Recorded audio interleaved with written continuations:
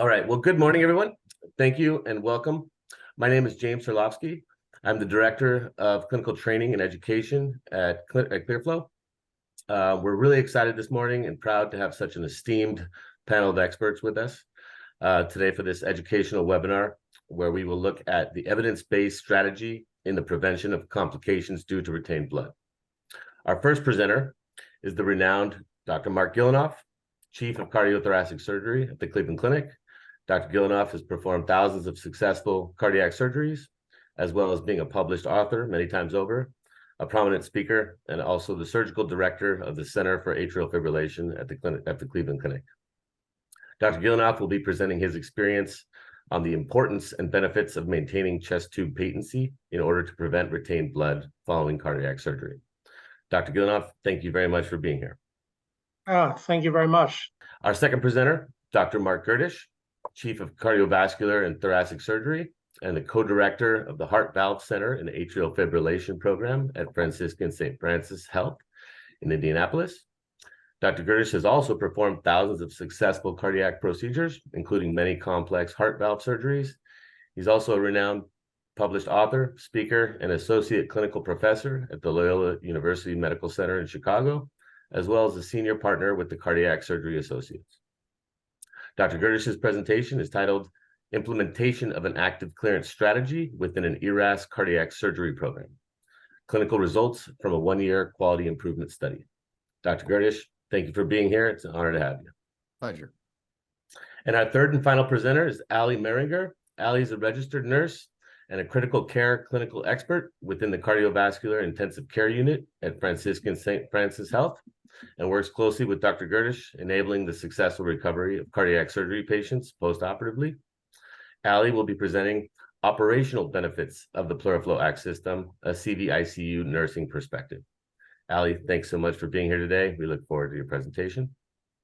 And finally, I would just like to say thank you to everyone else for joining us today. And if you have any questions along the way, please feel free to submit them using the question tab on the Zoom screen. And we will also have some time at the end for a discussion as well. So without any further ado, I will hand it over to you, Dr. Gillinov, and you can begin your presentation. Thank you. All right, great. This is my chance to share the screen. The reason I got involved was a little bit of an epiphany. One evening I was at the hospital and one of my friends called me and said, "Where are you? You're supposed to be with us at dinner." And I said, "I'm watching this patient who was bleeding a lot, then it stopped. And I'm not sure whether he's still bleeding and on the way to tamponade or his chest tubes are clogged." And my friend said, "That's amazing that you can't figure that out. There's got to be a way to keep the chest tubes unclogged, to keep them patent so that you'll know." And that's why I got involved, because it's just better for patients. And sitting at the bedside not knowing something so simple seemed a ridiculous and ironic contradiction after the technology we brought to bear to fix the guy's heart, stop his heart, restart it. Yet we still put these plastic or whatever tubes in and don't know if they're working. So next slide, please.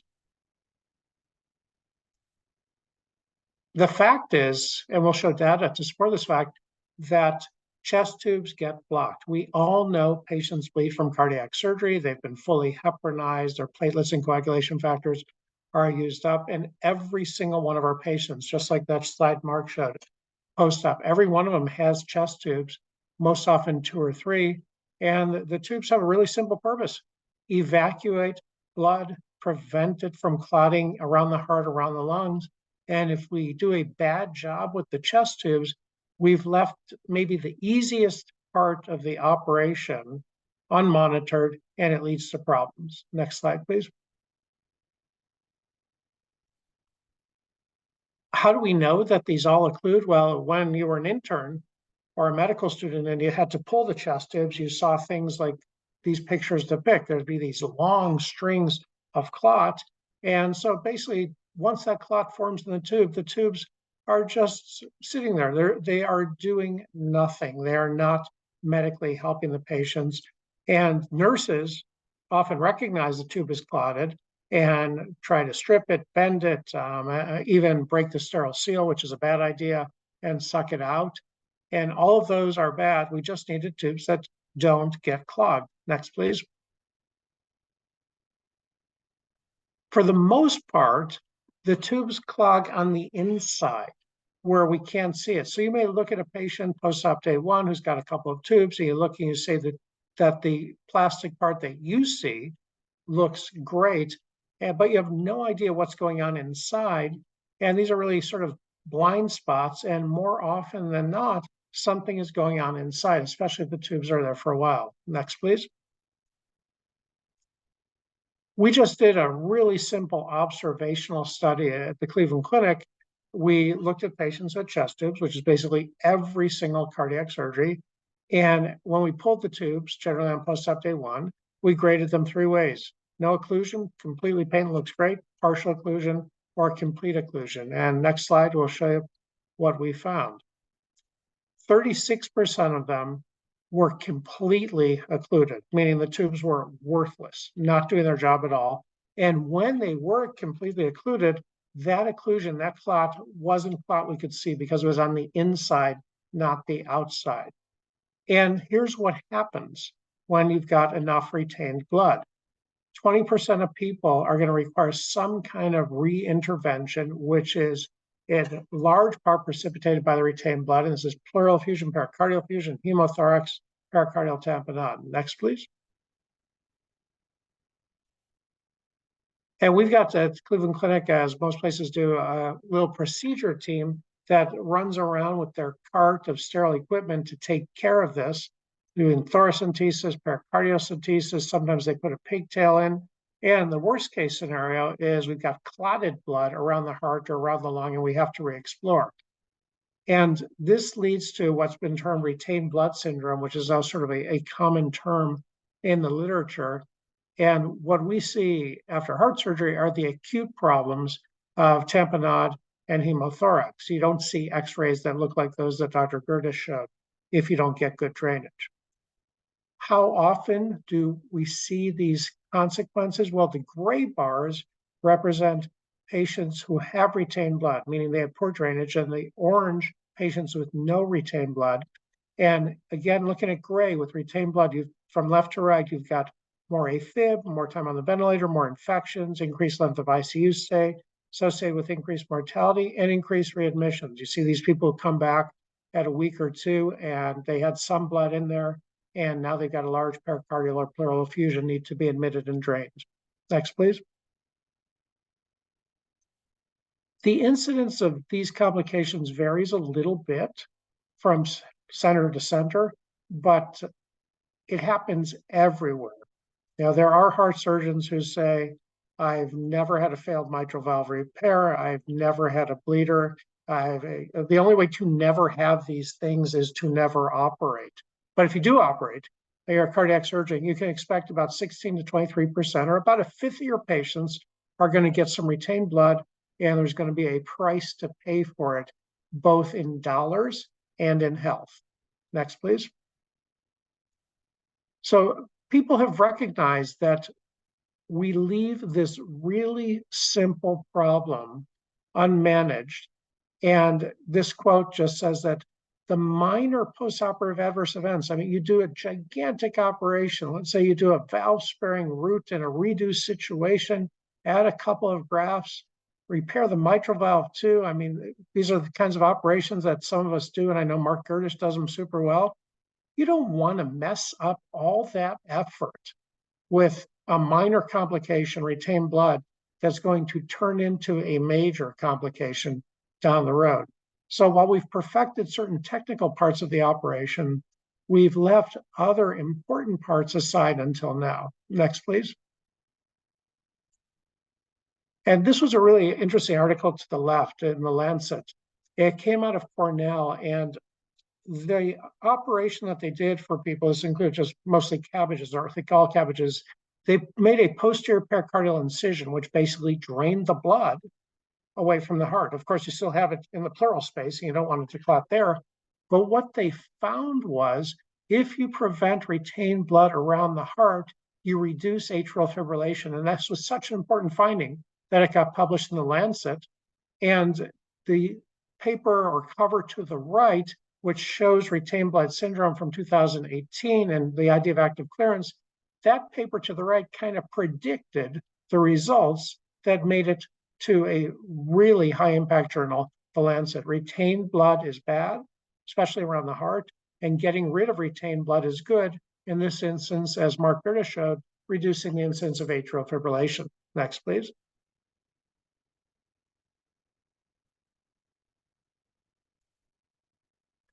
And we all know what the mechanism is, but you've got your chest tube clogs, and then you've got the blood in the pericardial space, and locally, that sets an inflammatory reaction, which does all these things that you learned about in medical school, where you've got free radicals, which leads to more problems, and it just becomes a cycle, and this inflammation causes AFib. In fact, one of the animal models that's used to create atrial fibrillation is to take blood from a pig, put it around the heart, let it sit there, and they develop AFib over time.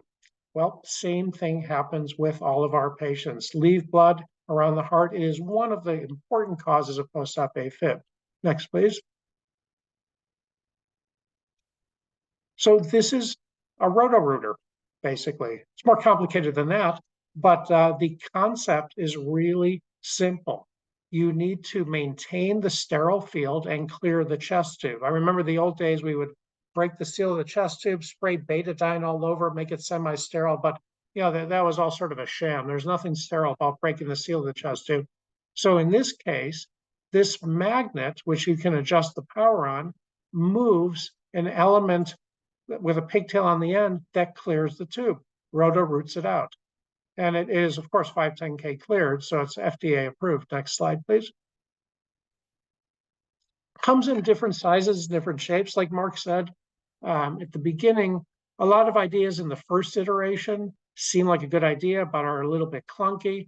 Now, in our opinion, we use this in everyone, the company, the engineers have got it right.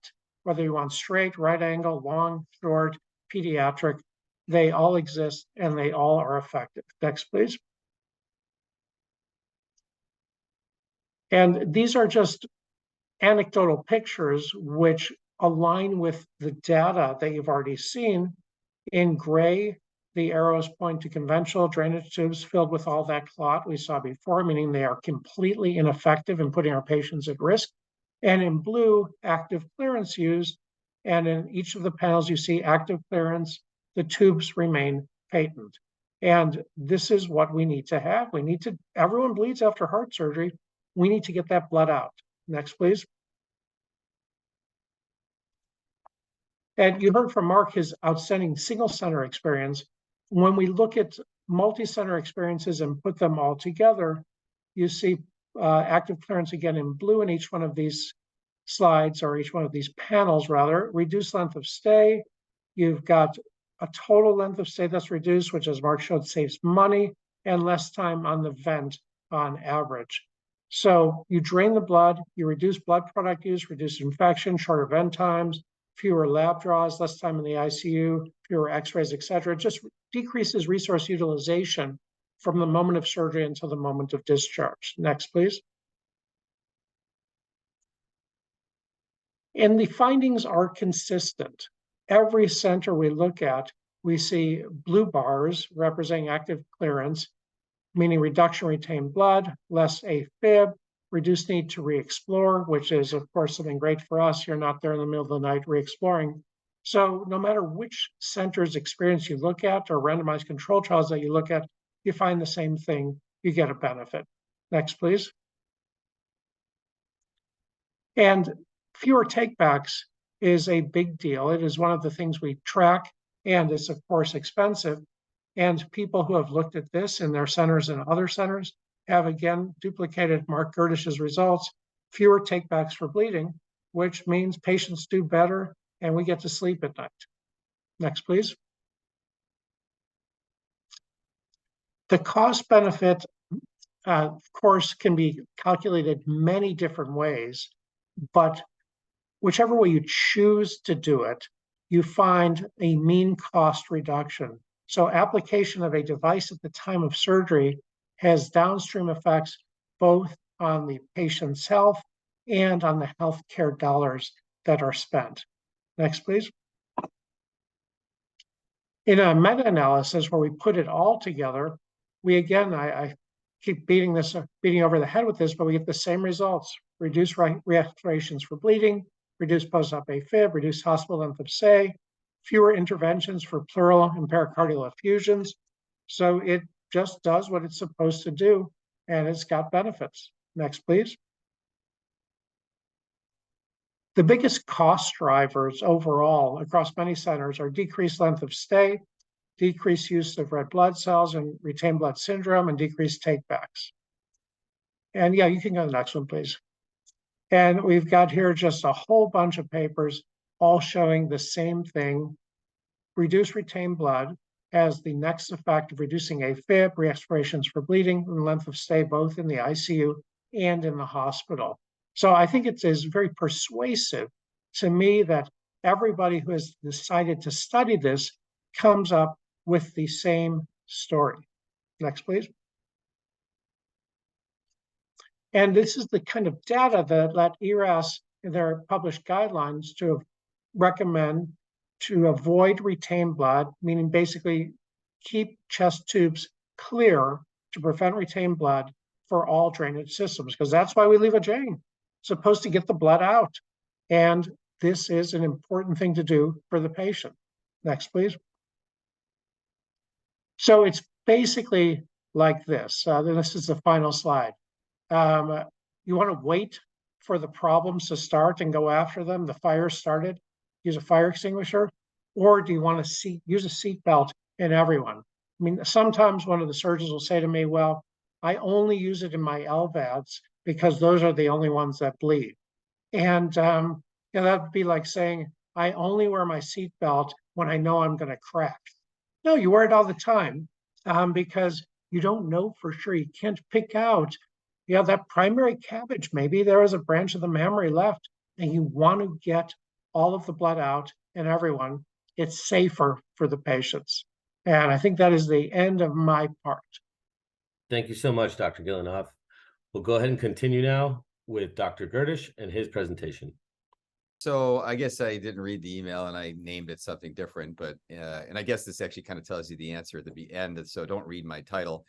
That's our little heart center. And I should actually list on here my partners, Andy Barksdale, Manish Parakshak. They really contribute a lot to the data you're going to see and how we manage patients strategically, as well as Shanice Johns, who's our ERAS director, and then the cast of thousands, which are our nurses, ICU step down, respiratory, physical therapy, et cetera. And I say that in all seriousness, because what you're going to see is a part of a global program, a very advanced program in the ERAS management of cardiac surgery patients. I dare say we probably have the most advanced ERAS program in the country. I'm sure somebody wants to take up swords on that, but if anybody ever comes to visit, they'd see what we do. It's always worth a visit to this. I think that what we're really doing is I'm giving an ERAS talk. If you have time, go to erascardiac.org, peruse, learn. It's the best website ever. I think it's fantastic. So for me, ERAS is how we battle surgical PTSD. How we conduct the surgical experience will affect the patient in obvious and subtle ways their entire lives. So I think that one of the issues that we need to learn to adapt to, one of the things we need to evolve on, is to recognize that, yes, it's true, we're going to do beautiful heart surgery, we're going to repair valves, and we're going to reconstruct things, and everything's going to be fabulous inside the chest. But the patient's going to remember some other stuff. They're going to remember if they had to get another chest tube, if they had a thoracentesis, if they stay in the hospital, if they go back to the operating room, if they got a lot of blood products, if they were uncomfortable after surgery, how they felt in general. All of those things lead to how they feel about the experience of having had heart surgery. And having, we think gotten to the point where we do really good heart surgery, we now are tackling these other aspects. Everybody gets chest tubes.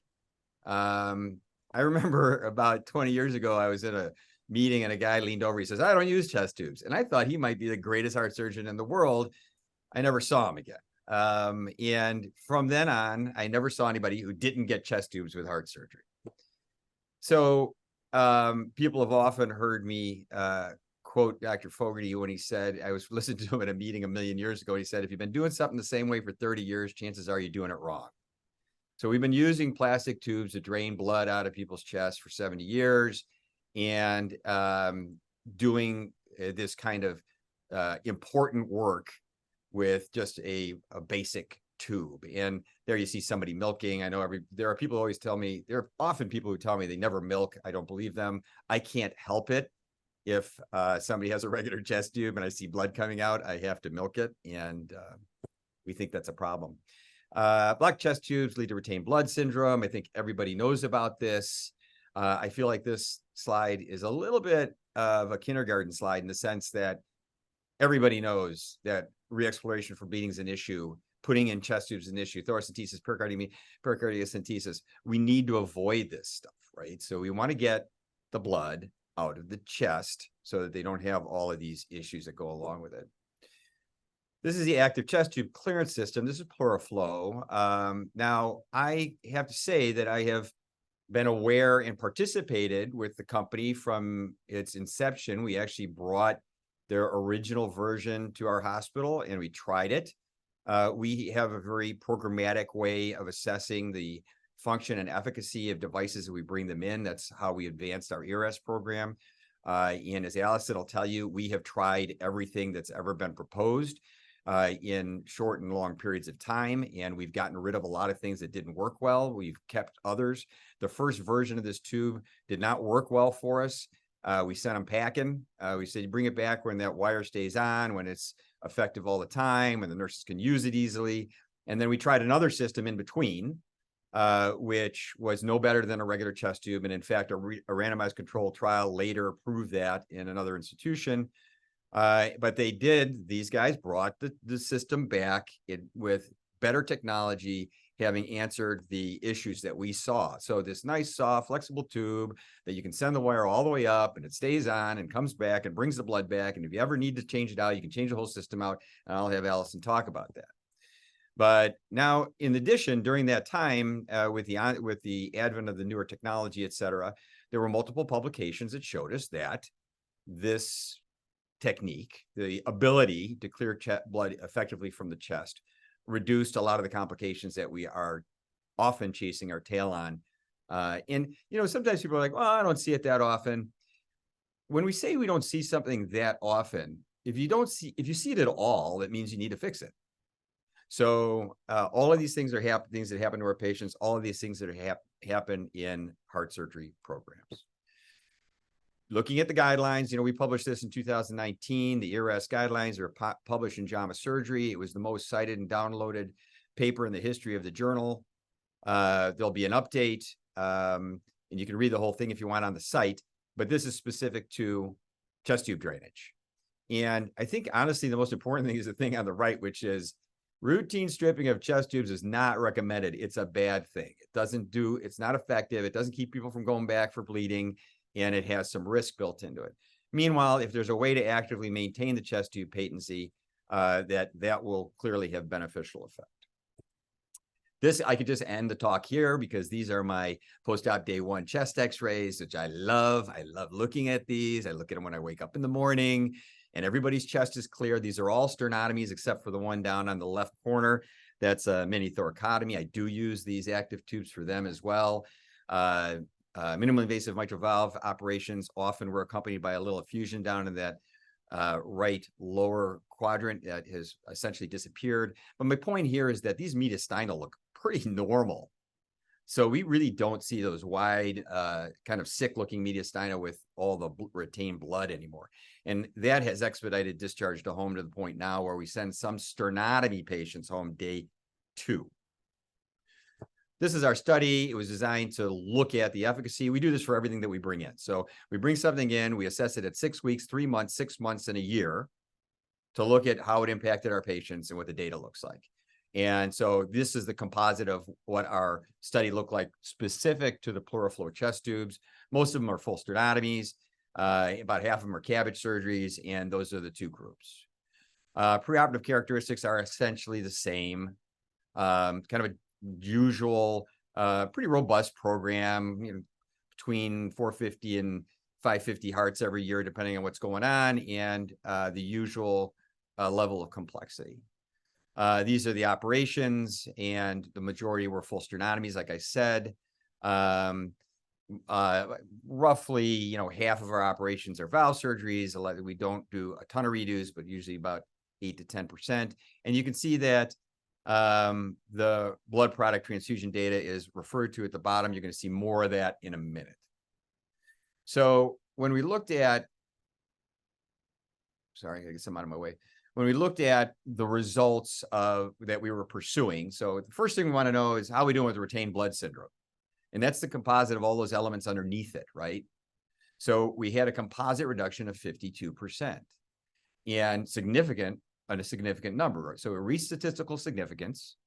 Is a 52% reduction in the composite recurrence. And yeah, you say, well, you know, the numbers aren't that bad in the control group. Re-op for bleeding, 2.3%, not so bad. Well, I like 1.2%. So anything that happens that's a negative, we should pursue, we should tackle. Post-op atrial fibrillation, we don't concern ourselves too much with that, and we could get into the strategy on that, but it did decrease. As I mentioned before, our length of stay has steadily decreased, and we'll see what the impact was specific to the chest tubes. We didn't reach statistical significance, for example, on renal failure or dialysis, but I like those numbers better, you know, whereas I'm not Dan Engelman, who has eliminated renal failure completely. We are doing a better job, and the only thing we changed during this period was using those tubes.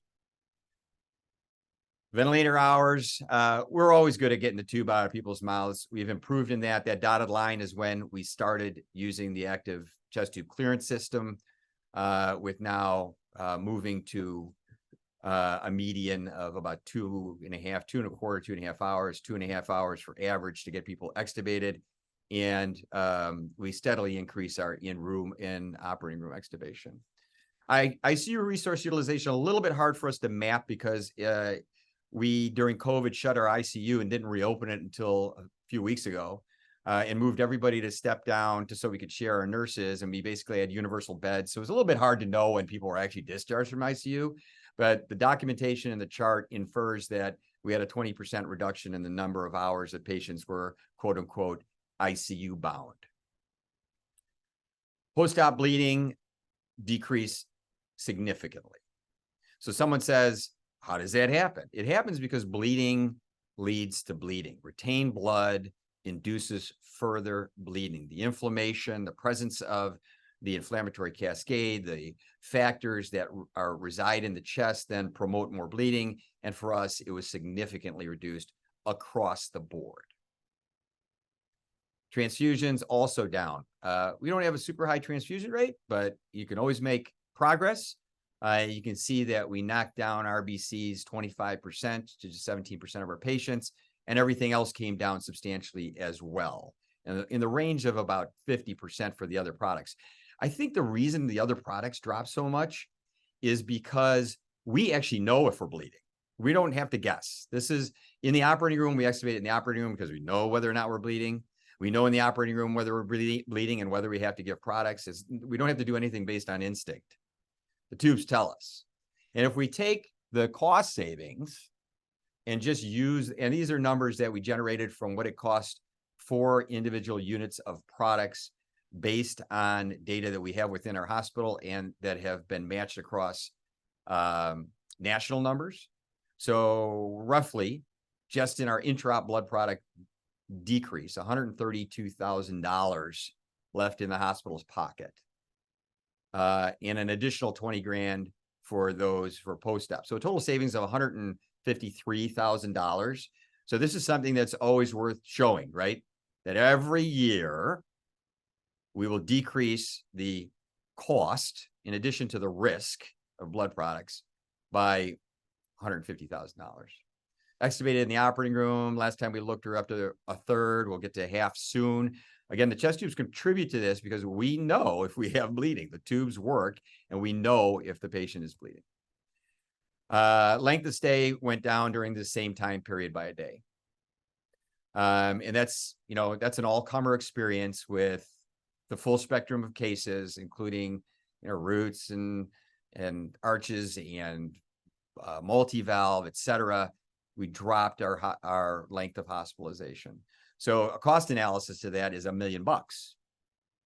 So you can let that soak in. That's an apple I like to polish up and give to my administrators because they want to know, I don't blame them. They want to know quality, number one, but they want to know cost too. So at the end of the day, we can accumulate about $1.3 million. So in summary, 53% reduction in composite of retained blood, reduced post-op AFib. We didn't reach statistical significance, but it's not a huge number.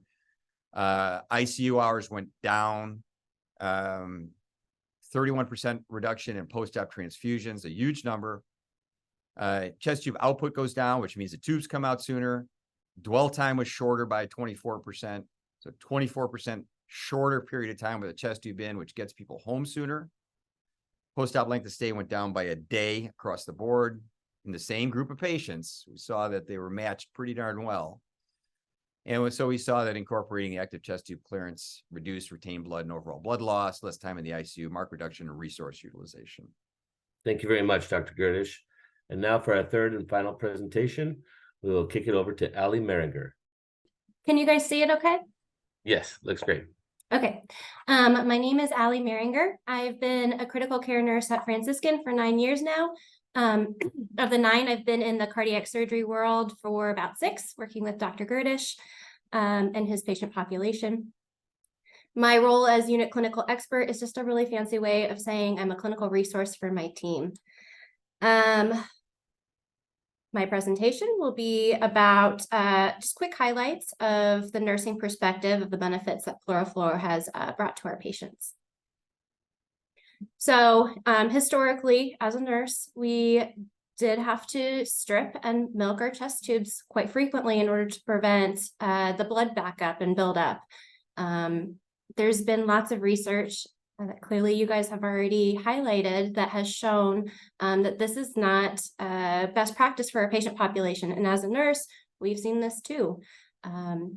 But what stripping essentially means from the nursing perspective is that you squeeze the chest tube with your thumb and create a negative pressure, and you slide that down the tube. Milking is more of like a manipulation, massaging the chest tubes in order to bring whatever blood clots that we can see in the tube down into the atrium. What PluralFlow allows us to do is actuate, which there's an internal guide wire that is coupled to a magnet, and we can actually advance it and rescind it back out of the patient's body. And this movement deters blood clots from forming. We do have to manipulate it when our patients get up and move because we don't want that guide wire inside the chest cavity. So that will be retracted into the tube. This is just a slide kind of pointing out more nursing evidence about why stripping and milking chest tubes is not best practice. And actually, so I was finding research from 1980s, nursing research that has shown this too. So this has gone back quite a while. That being said as well, is that clogged chest tubes are no good for our patients either. This causes cardiac tamponade, hemothorax, pleural effusions, increases the risk for patients to go back to surgery, and actuating the chest tubes, we have seen a reduction in this. Stripping chest tubes and milking the chest tubes can create a vacuum of -400 centimeters of water section, which actually causes more tissue damage and can increase bleeding. Now, as healthcare professionals, we should essentially be learners and innovators throughout our career. Our team has been fortunate enough to have a lot of different changes in practice, including the cardiac ERAS program, our HPI systems, the PluralFlow, all in the midst of COVID. So if we can do it, I know you guys can do it too. But one of the best ways to win the nursing staff over, which I know Dr. Gerdisch has experience with this, and we are kind of the canaries in the coal mine, so we'll let you know if something's not working. But here's a good plan to get your staff on board. And that is to create a systematic plan and bring the data. So we need to see the research, educate, and be there with your representatives for a while until the team gets used to using your product. And then you want to find your touchstones. So create some key stakeholders on the team that will help reinforce the application process. You always want to get nursing feedback. We're going to be the first to tell you if something's not working, if patients are not comfortable, if we're calling the physicians a lot more, and then evaluate the effectiveness of your patient population, which all of you physicians have shown already what wonderful progress we've made. And then I've got some quotes from my team. So a nurse, her name is Bridget. She said that she likes being able to actuate the chest tubes after surgery, and she's definitely noticed it helped prevent blood clots. And I'm not going to mention what our old chest tubes were, but she recognized that these are much better. Jordan Adams is a experienced nurse on our team, and she originally saw some issues, but I think it was more of an educational barrier. Thankfully, the PluraFlow representative stuck around and helped us work through those. And then also Lizzie Roach, she loves being a part of our collaborative team. We are a multidisciplinary team of innovators, and we love being led and sharing our ideas as well. So that's what I have. I've got my contact information if you guys have any questions about the nursing perspective. Wonderful. Thank you so much, Allie. And we do have a couple questions that we have a little bit of time here. So if you don't mind, we'll go ahead and shoot some of these questions out. First one says, does it make sense to use all PluraFlow chest tubes in place of the current chest tubes, or is there a certain position or two that is best so that the added cost per case isn't too prohibitive? That's a good question. I can say we use at least one in everyone. Oftentimes it's just one per person and a couple of regular tubes. What do you do, Mark? So I use one, and then if I do open a pleura, I usually don't take the pleura down, but I'll put a Blake drain in that space. And that data is in those slides. I just didn't dwell on it, that there's a certain percentage with a bulb drain. But everybody gets a mediastinal drain. My partners, they just do so much cabbage work, and they do BEMAs, et cetera. They use only these tubes. We looked at the average number, and I think it was overall, I think it was 1.4 tubes per patient. And we did the math, and I think it came out to an average of $410 per patient was our investment to get all of those savings that we saw. Wonderful, wonderful. Thank you. Another thing I might mention is just from the company perspective, that is our main recommendation, is at least one in the anterior mediastinal position, due to the fact that the majority of post-op bleeding typically occurs from behind the sternum, right? So that's where we want to try and catch as much post-op bleeding before it gets anywhere else. I think it's an important point, though, right? So depending on what operation they're doing, somebody has to think a little bit about it. We don't often use more than one, but we do in a thoughtful way use those curved. They have a very nice 24 French curved tube. I would add also that I don't use the big tubes anymore. I pretty much just use 24s for everybody in every position, because they stay open and blood is blood and it comes out through that tube. I think Alyson's talk actually was the most important today, and because they are frontline for us. So every time I change something, I'm just kind of waiting to hear from them. And if I don't get negative feedback, then I'm okay. We're a community hospital, so I don't have fellows at night, right? So it's nurses and the surgeon who's on call. And so they are at the bedside determining whether this patient is at risk. They are telling us if the patient's bleeding, and they know because the tubes stay paid. And we have another question here that could potentially be addressed to Allie. So it says, we've adopted a no stripping of chest tubes policy for our nurses. Does the utilization of PluraFlow mean that the ICU nursing staff will no longer have to milk or strip the chest tubes ever again? Yeah, we don't do that. Wonderful. A pretty concise answer. Thank you so much. And then let's see, there's another one here. This may go to Dr. Gerdisch. They may have had a similar experience to what you mentioned earlier with the first iteration of ClearFlow. They said we trialed an earlier version several years ago and we didn't see the benefit. What was the best way to convince my hospital to give it another try? So I think that it becomes a strategic question about how you manage introduction of new devices, et cetera. And I'd be happy to talk to folks about it, but fundamentally, we show what our data points are going to be. We relay that information back to our administrators as we use the product. We get feedback from the nursing staff. So we accumulate data from day one and we share it. And if we don't see the benefit, then the device goes out. We just had another device in a little while ago, and I won't say what it is. Allie remembers. It was a fancy thing that was going to eliminate renal failure. It didn't work. For us, it didn't work. So it had a short lifespan with us. My point is that you just tell the administrators that they've made changes. We see benefit. Here's the data. I mean, as Mark said, this is not new. I mean, we got 6 years we've been sitting on this. And it always drives me crazy how much inertia is, what dinosaurs we are, how slow we are to react to a simple problem and fix it.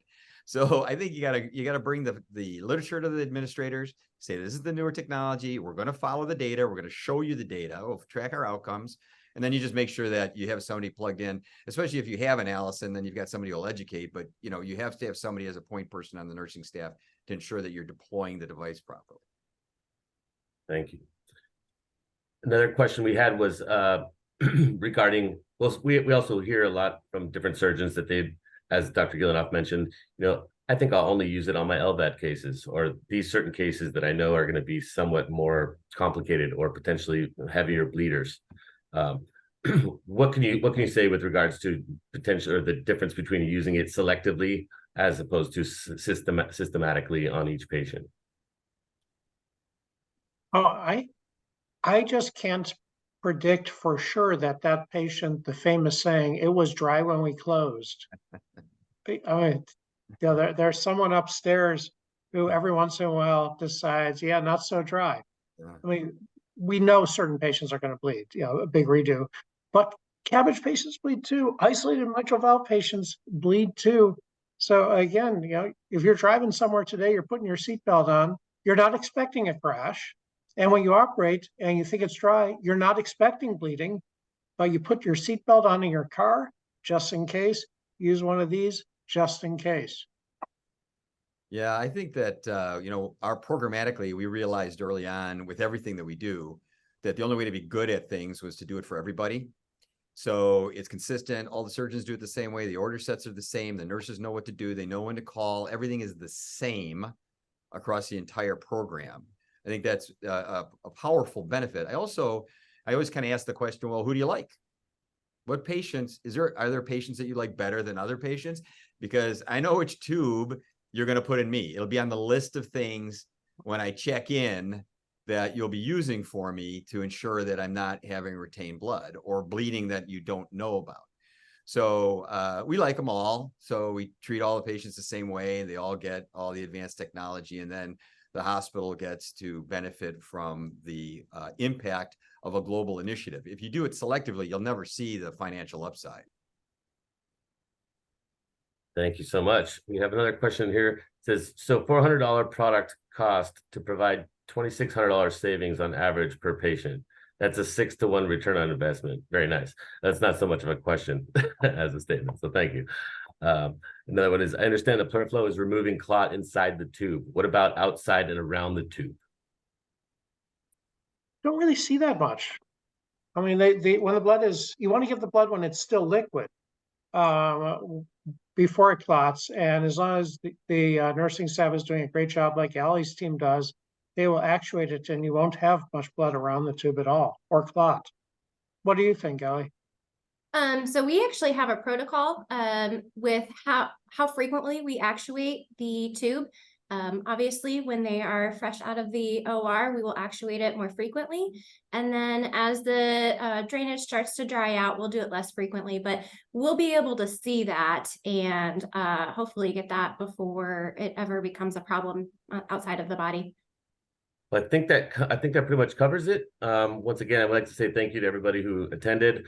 Thank you so much, Dr. Gerdisch, Dr. Gillinov, and Ali. Your presentations were very informative, and we thank you very much. If there's anything else anybody would like to say, go ahead and do that now. And otherwise, we will make this recording available for everybody once it's available to us. And thank you so much. I very much appreciate it. Have a wonderful day. Thank you. Thank you. Thanks. Bye. Have a good day. Bye.